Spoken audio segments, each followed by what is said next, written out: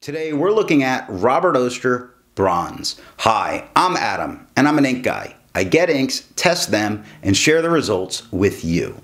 Now, Robert Oster Bronze is kind of a green-brown ink. To make sure I have a range of experience with this ink, I do the writing samples. I then put the ink into a different pen for a day.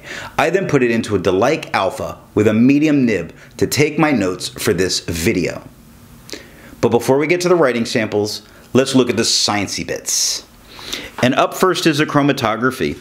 And I agree with Vita that doing multiple chromatographies has taught me a lot. And look at this beautiful chromatography. The one on the left, done the way it's supposed to be done. It's got a pink that runs up into this kind of orange and then greens with some brown and blue at the very top. This is a very, very cool chromatography. The one on the right I let dry for 10 minutes before I dunk it into water. Now the only difference between the two of them is a darker, thick pink line at the bottom. But other than that, you would have no way of telling that this was let dry. This gives me the idea that it has no water resistance. Resistance tests are done to see how well this ink can be expected to hold up on the page, and more importantly, how hard it might be to clean out of your pens. Now I let the smear dry for 3 days before testing it. We see that the highlighter let it spread, but it didn't feather, it didn't become unreasonable. That makes it not too bad. When I put the dot of water down for 30 seconds, we see a majority of this ink comes completely up. We're left with this odd peach color that I didn't see at all in the chromatography. Surprised. But I think that's all we would need. Pen Flush did very much the same thing, but the weird thing is this blue that's still there that I know was at the top of the chromatography. But I don't think you would need the flush to get rid of this ink. Bleach completely obliterates it, takes it entirely off the paper. There is no need for bleach ever. For the inks I've tested, I have found an average viscosity of 2.5, with the realm of normal being from 2.1 to 2.9, and Robert Oster's Bronze has a viscosity of 2.18, which put it just in normal. Perfect. To find my average dry times, I use my writing samples on the extra fine and medium nib on Clairefontaine, Tomoe River, and Rhodia paper.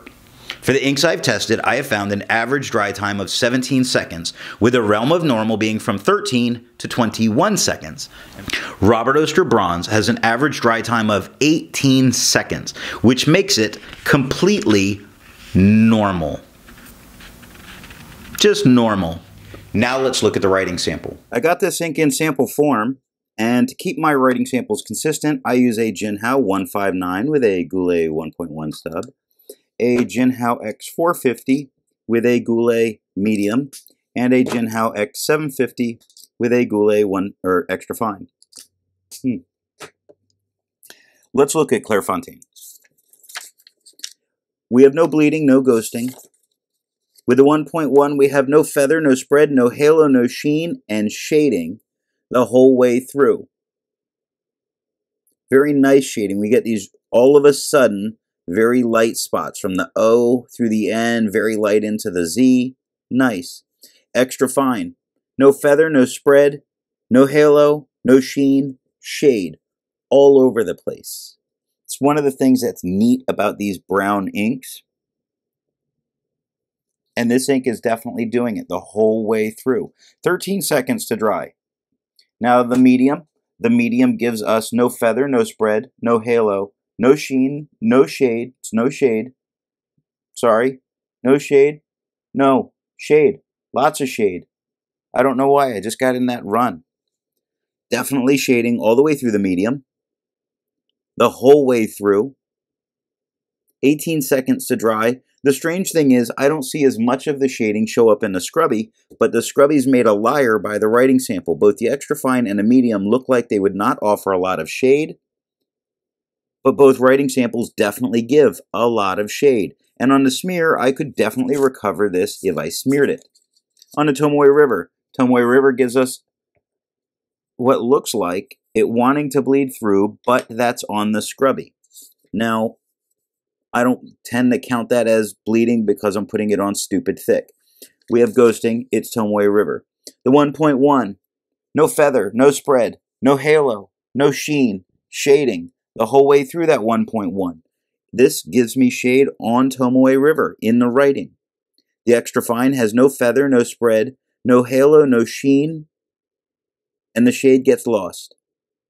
This is one of the reasons that it's not my favorite paper. I know I'm an outsider in the fountain pen world for that reason. I don't think it's bad paper, it's just not my paper.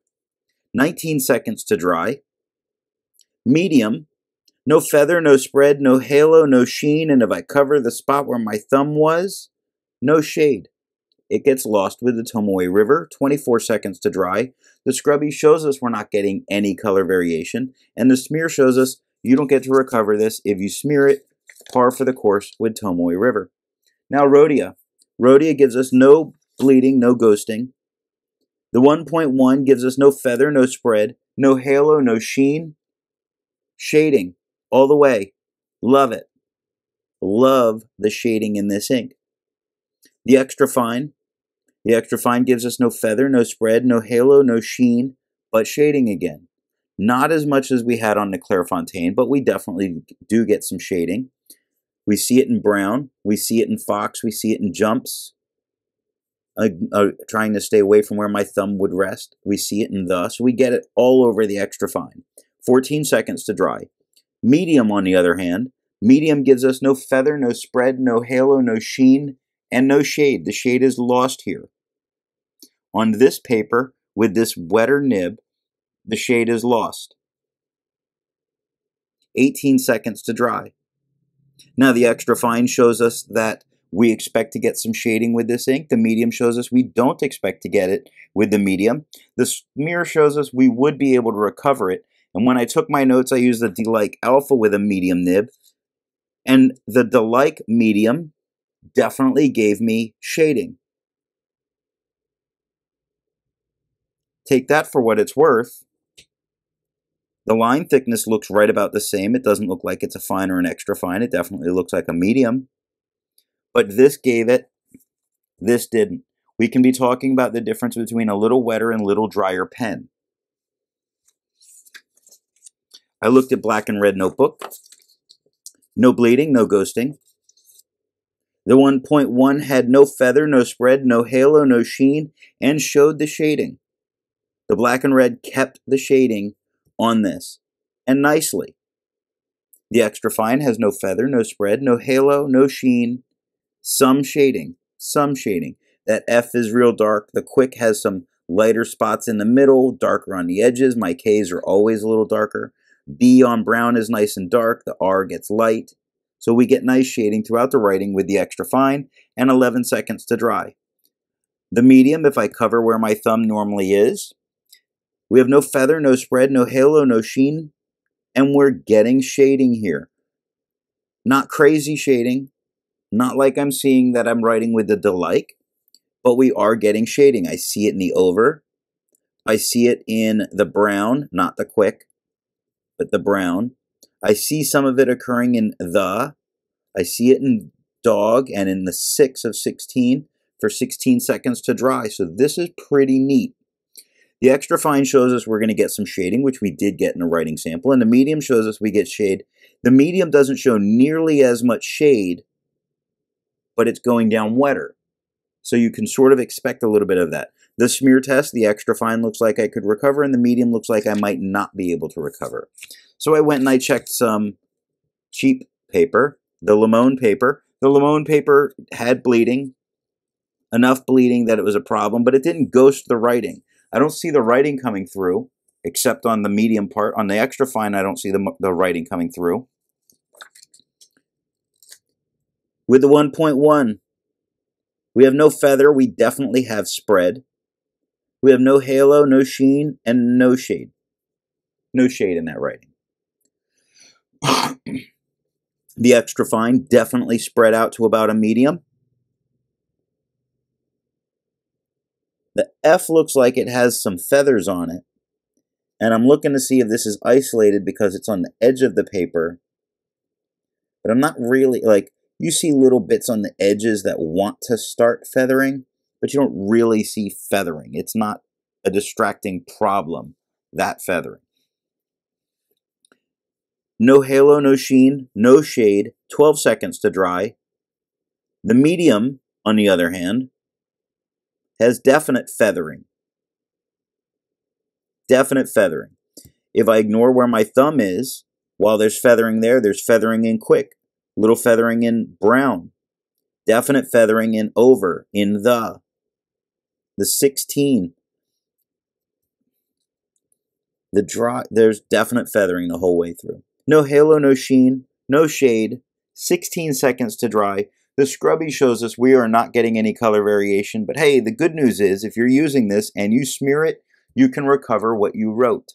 So it's got that. And that's what I have for the writing sample. Instead of finding inks that look like Robert Oster Bronze, I would prefer to find an ink that complements its color on the page. I have chosen Robert Oster's Green Olive because it's this yellow green, and the green would bring them together, and we get that yellow and the brown tones together, and it looks fantastic.